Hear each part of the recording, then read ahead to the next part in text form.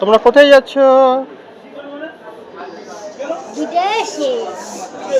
নিজের মা।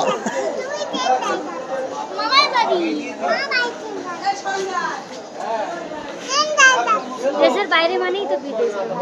দেশের বাইরে ঢাকুরিয়ায় বসে আর দেশের বাইরে হচ্ছে মারবো এক বসে।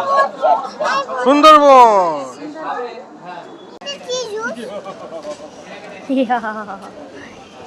শ্বশুর বাড়ি যাস না হারা, রসগোল্লার হাঁড়ি ছাড়া। ও এখন ট্রেন গাড়ির পাল্লায় পড়েছে। ট্রেনটা কিন্তু ফাঁকা।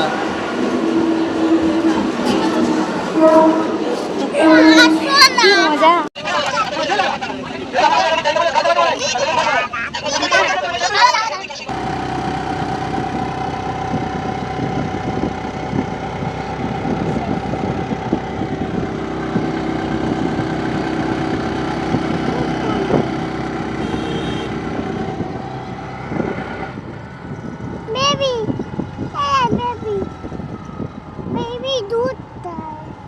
গুড মর্নিং বন্ধুরা, কেমন আছো তোমরা সবাই? আশা করি ঈশ্বরের আশীর্বাদে তোমরা সবাই ভালো আছো। আমরাও ঈশ্বরের আশীর্বাদে খুব খুব খুব ভালো আছি। আজ সকাল সকাল বেরিয়ে পড়েছি সুন্দরবনের উদ্দেশ্যে, মানে গদখালি গোসবা। সেখানে থাকে আমার বাবা মা, আমার দাদার পরিবার। তাই আমরা বেরিয়ে পড়েছি সকাল সকাল সেই উদ্দেশ্যে রওনা দিয়েছি। দেখো কি সুন্দর, শীতকাল মানেই সুন্দরবন। ট্যুরিস্ট পার্টি আসে অনেক অনেক। দেখো রাস্তার দুই দিকে কত গাড়ি দাঁড় করানো আছে, ট্যুরিস্ট আসা শুরু হয়ে গেছে। আর সুন্দরবন মানেই শীতকাল, শীতকাল মানেই সুন্দরবন।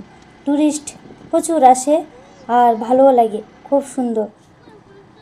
দেখো রাস্তার দুই দিক যেন মন কেড়ে নেয়, তাই না? কি সুন্দর যে দেখতে লাগছে। ঢুকে পড়েছি আমরা গদখালির মধ্যে। খেয়াঘাটের কাছে চলে এসেছি। সেখানে এক দোকানে আমার ছেলেরা দাঁড়িয়ে গেছে একটা অ্যাকোরিয়াম দেখে। সেই অ্যাকোরিয়ামে মাছ ঘুরছে, আমার বাচ্চারা সেখানেই দাঁড়িয়ে গিয়েছিল।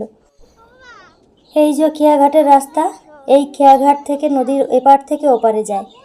আর যে ঘাটে দেখাচ্ছি, যে ঘাটে থেকে ট্যুরিস্ট পার্টি বোট নিয়ে ঘুরতে যায়, সেই ঘাটটা এখনই আমি দেখাচ্ছি, সঙ্গে থাকো। এই মুহূর্তে যে বন্ধুরা আমার এই ভিডিও দেখছো, অবশ্যই একটা লাইক করে দাও। আমার ভিডিও কেমন লাগছে কমেন্ট করে অবশ্যই জানাও। আর নতুন বন্ধুরা আমার চ্যানেলটিকে সাবস্ক্রাইব করে পাশে থেকো। আর যারা অলরেডি করেই ফেলেছো এই কাজগুলো, তাদেরকে অনেক অনেক ধন্যবাদ আর বুক ভরা ভালোবাসা।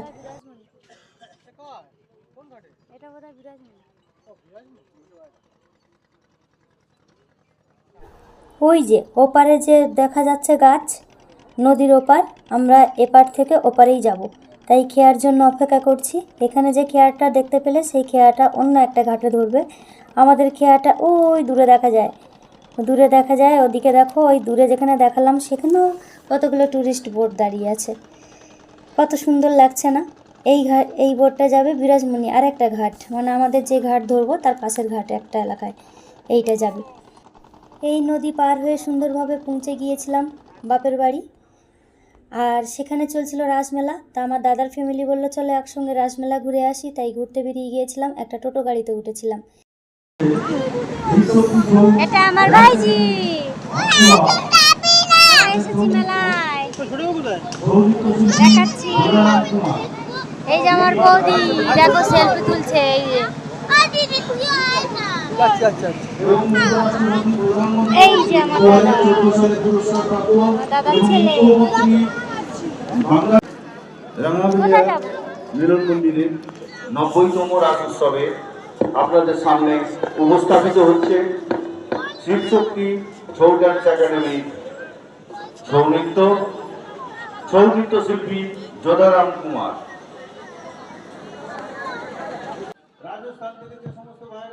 আজ এখানে অনুষ্ঠিত হতে চলেছিল ছৌ নাচ। ছৌ নাচ কম বেশি সবাই শুনেছো বা দেখেছো, তাই আজকের এখানে ছৌ নাচ ছিল, সেইটাই দেখার উদ্দেশ্যে আমাদের আসা। তাই অলরেডি এখানকার মা বোনেরা সবাই সাজুগুজু করে এসে বসে গেছে, ভিড় জমতে শুরু করেছে। আমরাও গিয়ে হাজির হয়েছিলাম, কিন্তু তার আগে মেলা ঘুরেছি, কত দোকানপাট বসেছিল প্রচুর সাজুগুজু। তাই করলাম, একটু খাওয়া দাওয়া করলাম, সবই দেখাবো তোমাদের, সঙ্গে থাকো শুধু। দেখতে পাবেন না, তাদেরকে দেখার সুযোগ করে দিন। বহু প্রতীক্ষিত সেই ছৌ নাচ আপনাদের সামনে উপস্থাপিত হতে চলেছে 90তম রাজ্যোৎসব রান্নাবেলে মিলন মন্দিরে। তাই যারা দূরে আছেন, যারা এদিকে ওদিক ঘোরাঘুরি করছেন, তাদেরকে অনুরোধ করবো আপনারা চলে আসুন। যারা প্যান্ডেলের ভিতরে দাঁড়িয়ে আছেন, এছাড়াও আগামীকাল আমাদের এই ছৌ নাচ আপনাদের সামনে প্রদর্শিত হবে। সুদূর পুরুলিয়া থেকে আগত ছৌ নৃত্যশিল্পী এনারা এসেছেন।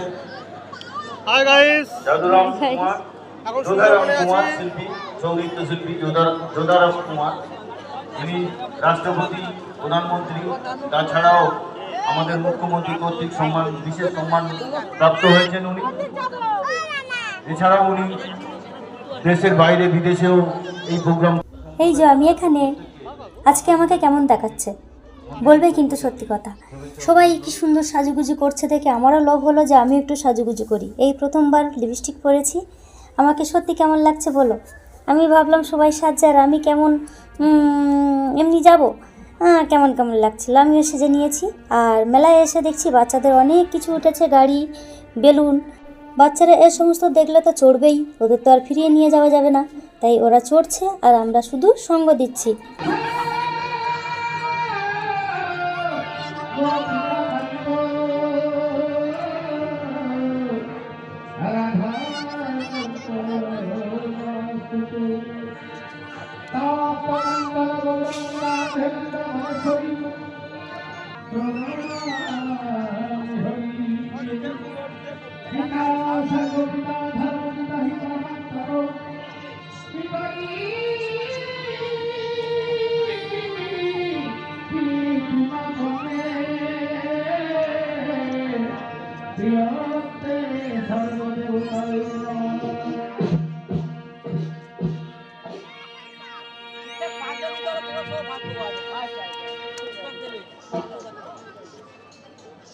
বাচ্চারা তো আনন্দ করছেই, গাড়ি ঘোড়া চড়ছে, তার মধ্যে আমরা একটু মেলাটা ঘুরে দেখবো বলে হাঁটতে শুরু করলাম। আর এদিকে দেখো কি সুন্দর ফুলের গাছ নিয়ে বসে আছে, একটা দোকান বসেছে, চারিদিকে শুধু দোকান আর দোকান।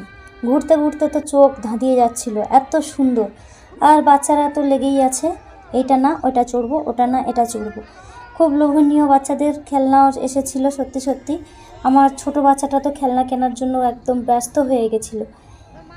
আর এদিকে আমার বৌদিও ঘুরে বেড়াচ্ছে, সবাই ঘুরে বেড়াচ্ছে। আর আমার বাচ্চারা এই যে বেলুনগুলো চড়ছিল, এগুলোকে কি বলে আমি জানি না, কিন্তু এই বেলুনগুলো ওরা চড়ছিল, খুব লাফালাফি করছিল।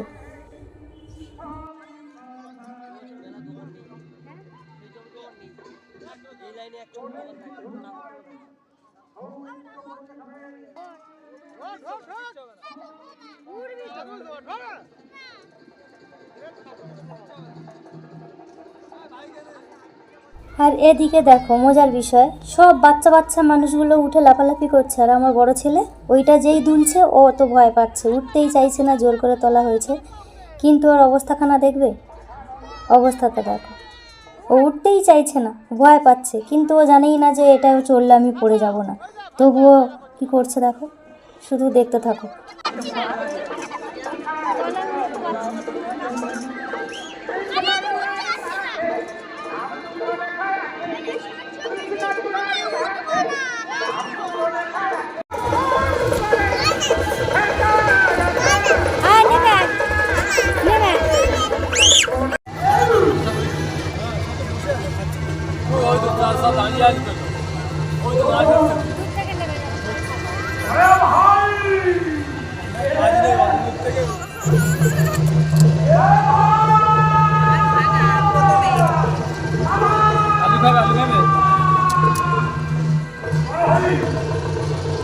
বললাম রাসমেলাটা করো,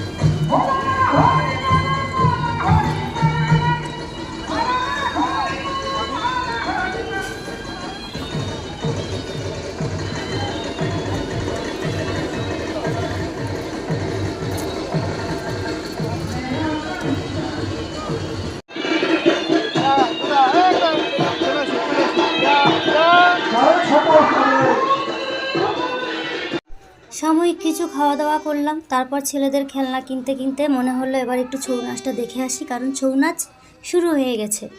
আমার ছেলে বাঁশিটা বাজাতে বাজাতে চলেছে, আমরাও চলেছি ছৌ নাচ দেখতে।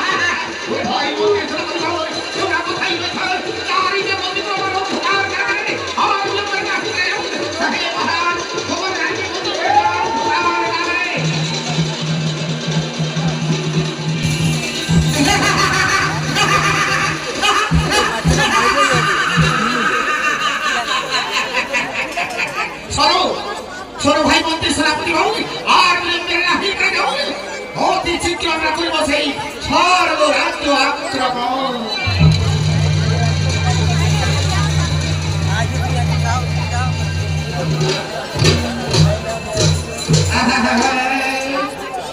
এদিকে মহিষাসুর চলে গেলেন স্বর্গরাজ্য। ছৌ নাচ দেখতে দেখতে বেরিয়ে গেলাম, পুরোটা কমপ্লিট করিনি, দেখিনি, কারণ ঠান্ডা লাগছিল, ফাঁকা এলাকা, ভালোই ঠান্ডা লাগছিল। তাই বাচ্চাগুলোর ঠান্ডা লেগে যাওয়ার ভয়ে বেরিয়ে পড়েছি মেলা থেকে। আর ভারী খাবার খেয়ে নিয়েছি যাতে বাড়িতে গিয়ে না খেতে হয়, একেবারে বাড়িতে যাব আর ঘুমিয়ে পড়ব, তাই মেলা থেকে বেরিয়ে পড়ছি। আজকে ভিডিও এই পর্যন্তই ছিল। এতক্ষণ সঙ্গে থাকার জন্য অনেক অনেক ধন্যবাদ আর বুক ভরা ভালোবাসা।